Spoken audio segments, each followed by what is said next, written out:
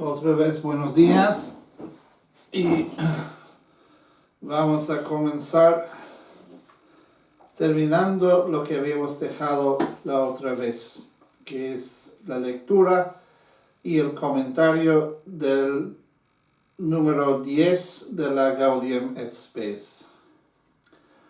Está hablando del hombre y del hombre que se encuentra frente a ciertos aspectos de su experiencia que no logra entender, basándose solamente en lo que experimenta.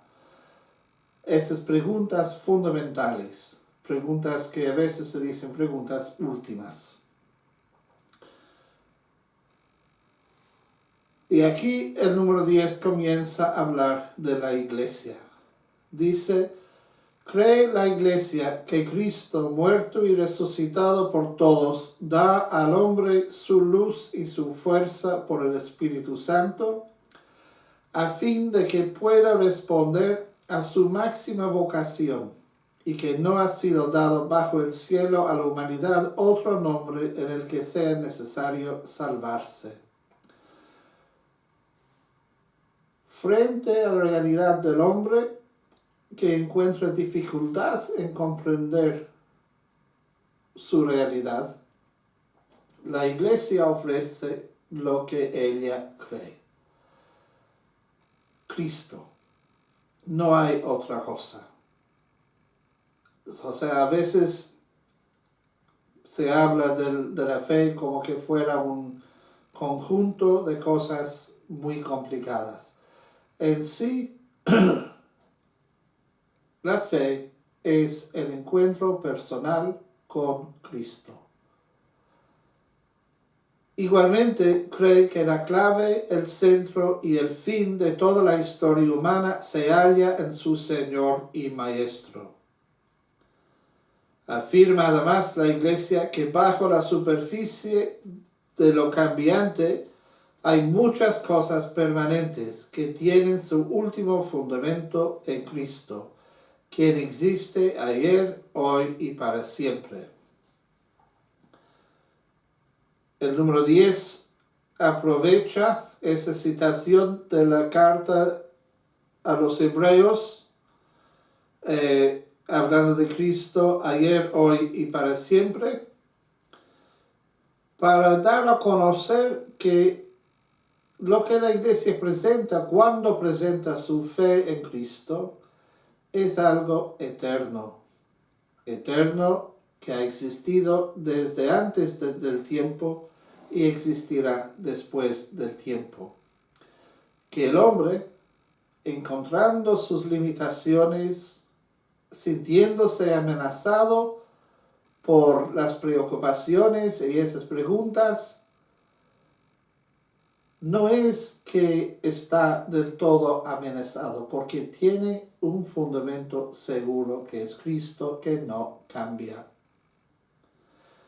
Bajo la luz de Cristo, imagen de Dios invisible, primogénito de toda la creación, el concilio habla a todos para esclarecer el misterio del hombre y para cooperar en el hallazgo de soluciones que respondan a los principales problemas de nuestra época. Pues las preguntas que surgen exigen respuesta. ¿De dónde vamos a sacar esta respuesta? La Iglesia ofrece todo lo que tiene. La única cosa que tiene que es su fe en Jesucristo. Jesucristo como la respuesta a las preguntas últimas. Si ustedes miran un teólogo alemán que se llama Paul Tillich,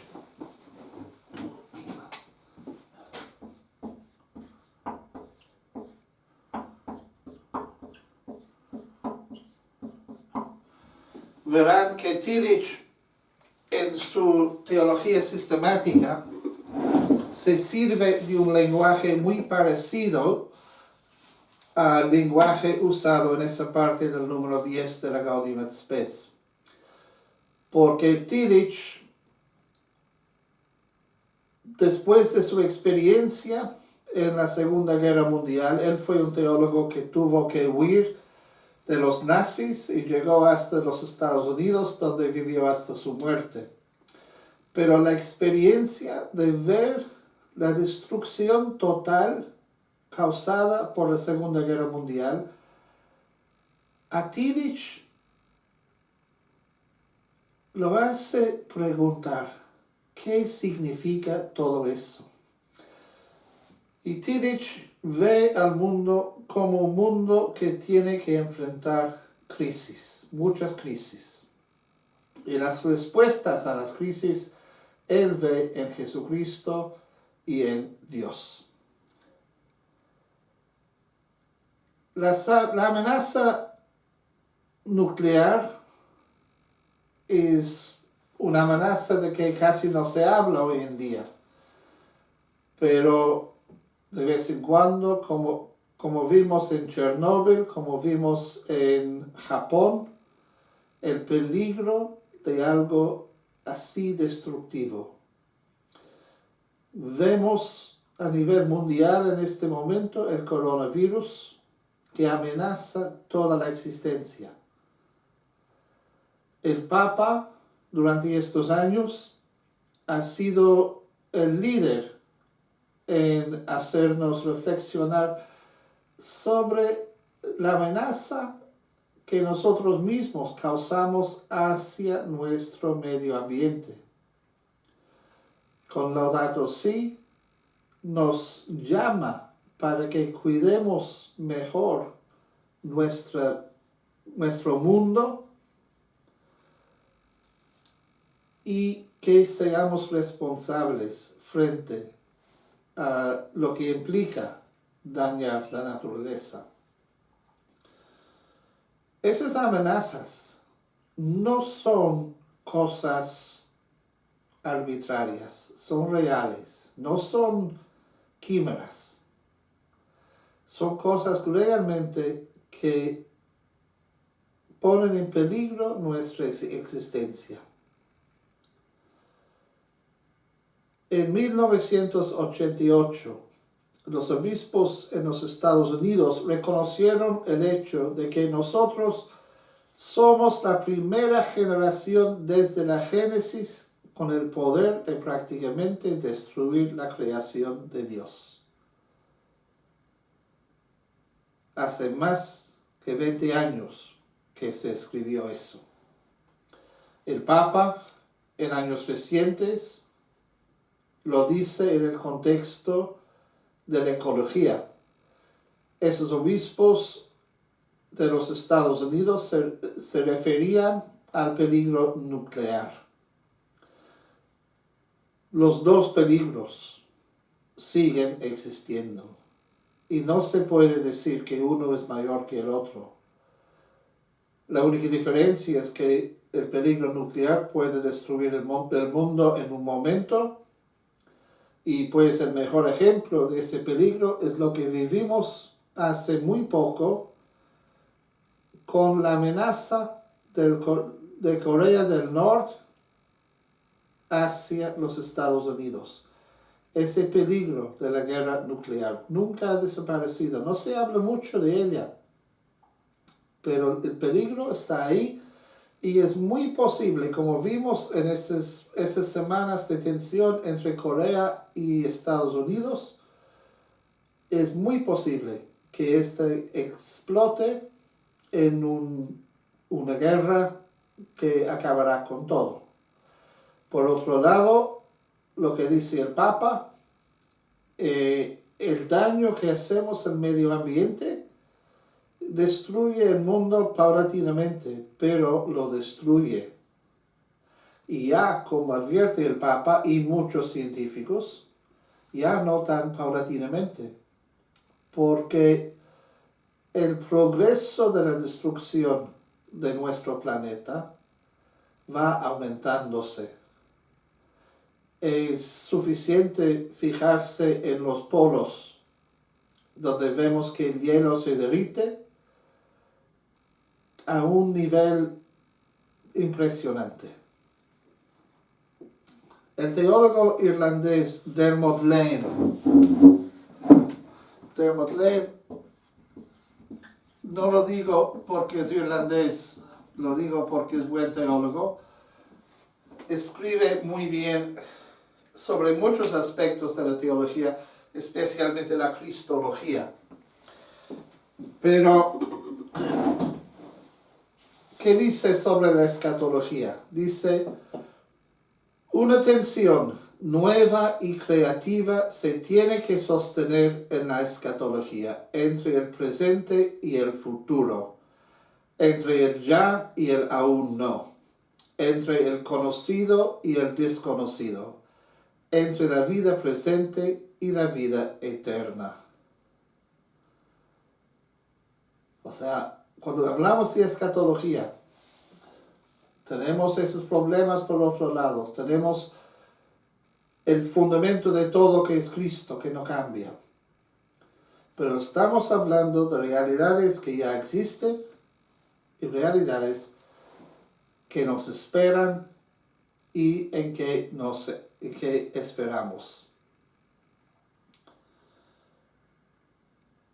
El primer trabajo teológico sobre esta materia fue escrito por el obispo Julián de Toledo.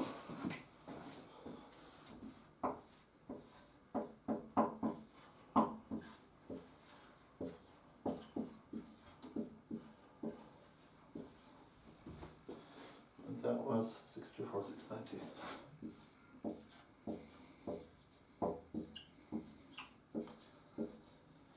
Yo les aconsejo que cuando escriben un trabajo, que siempre incluyan las fechas de nacimiento y de fallecimiento de la persona cuando se menciona por primera vez. ¿Por qué? Porque sabiendo cuándo vivió una persona, nos ilumina también su pensamiento. Si nosotros, por ejemplo, digamos a Tillich, si nosotros sabemos que él ha vivido durante la Segunda Guerra Mundial, nos ayuda a entender por qué tiene su perspectiva. Aquí vemos este teólogo Julián de Toledo, un obispo, a mediados del siglo VII. ¿Qué sucede en ese siglo? Es un siglo de expansión, un siglo cuando la iglesia va creciendo. Él escribió su obra Prognosticum Futuri Seculi alrededor del 688. Y ese fue en base a la materia, pero el término escatología no entró en el discurso hasta llegar el teólogo luterano Abraham Calovius.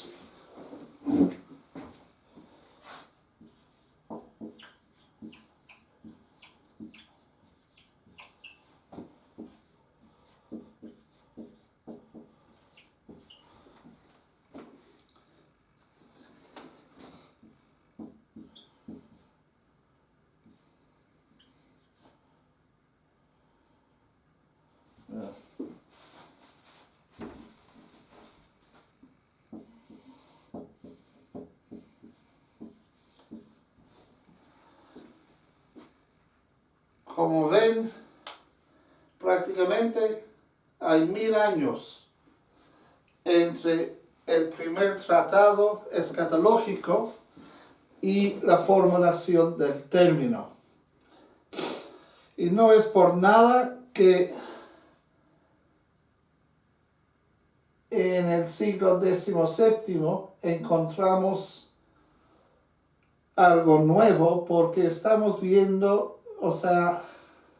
el florecimiento de la teología protestante después de la Reforma. Hay nuevas ideas, siempre en la teología, y no solo en la teología, pero en la teología vemos que las ideas nuevas surgen cuando hay una tensión, algún problema.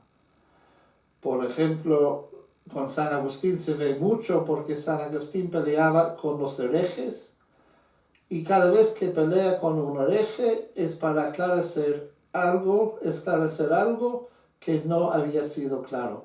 Eso vemos muy bien con el monje inglés Pelagio. Pelagio enseñaba que para ser salvados uno podía esforzarse y merecer ser salvado. Agustín quiere proteger la gratuidad de la gracia y la necesidad del bautismo, o sea, la necesidad de Jesucristo, de ser salvados por Jesús. Y de ahí, a través de una pregunta de Pelagio sobre qué pasa, o sea, la condenación de los muertos inocentes, si iban al cielo o al infierno, Agustín llega a la cuestión del pecado original. Pero esa idea que permea un poco toda la teología posterior surge dentro de un argumento, de una pelea, de una polémica. Y asimismo con Colovius, vemos, él está en esta época en que muchas ideas nuevas se van elaborando. No es que su contenido no existía antes, como ven.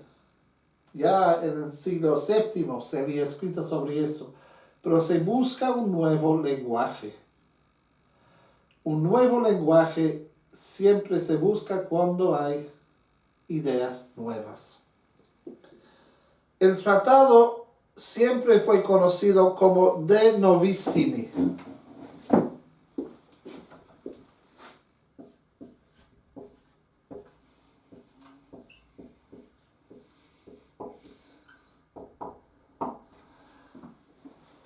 De las últimas cosas en los tratados, en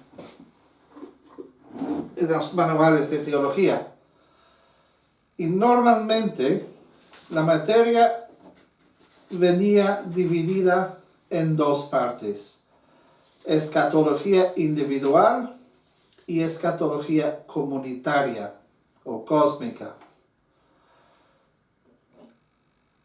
Por escatología individual se entendía el estudio de las últimas realidades que tienen que ver con el individuo: la muerte, el juicio particular, el cielo, el infierno y el purgatorio. También es conocida por escatología intermedia. ¿Por qué intermedia?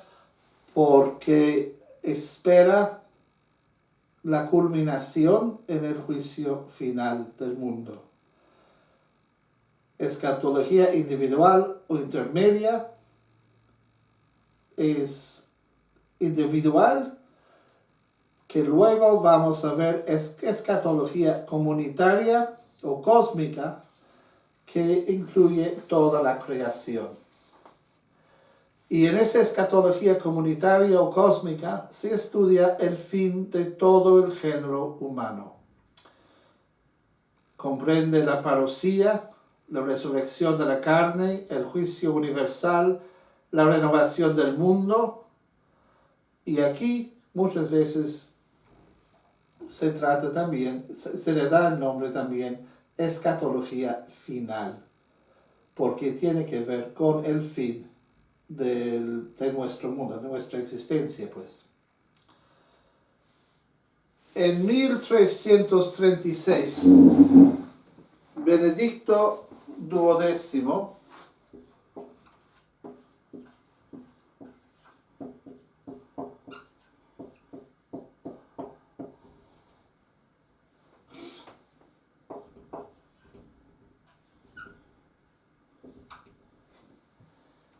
escribió una constitución que se llama Benedictus Deus.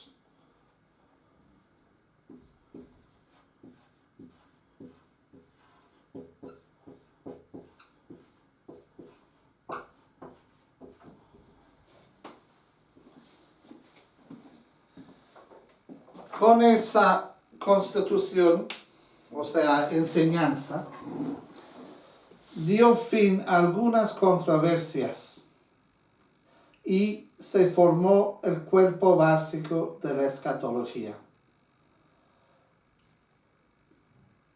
De ahí se nota una cierta tranquilidad respecto a la escatología, ya que no había mayores disputas. Tanto que el tratado Escatología llegó a ser considerado prácticamente como irrelevante. Como les decía en el contexto de Pelagio y Agustín, mientras no se disputa una verdad teológica, los teólogos no suelen darle mucha atención. Hay cierta tranquilidad en ese sentido, que no buscan explicar lo que no pide ser explicado.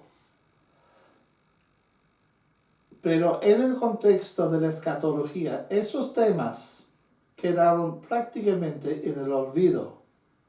O sea, estaban ahí, pero no formaban una parte activa de la reflexión teológica.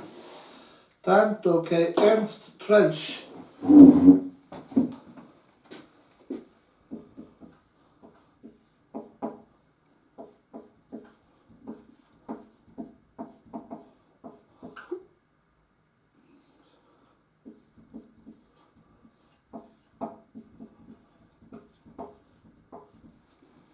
otro alemán,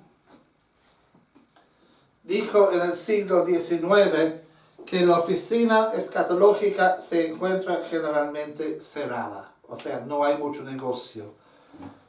Fíjense, pero, cuando vive ese Troeltsch, perdón, eso no está muy claro, así quizás mejor. No, vivió 1865 a 1923. O sea, ese hombre está viviendo al mismo tiempo que la Primera Guerra Mundial. Esa fue la guerra que destruyó Europa por total. Hay pueblos enteros en Inglaterra que perdieron todos los varones, toditos. Esa guerra cambió lo que significaba vivir en Europa. Y fue la primera vez que se introdujeron la ametralladora y los tanques en las batallas, resultando con millones de hombres muertos. Frente a eso surgen estas preguntas. Surgen las preguntas acerca de qué significa todo esto. Y me paro aquí para este video y después retomaremos.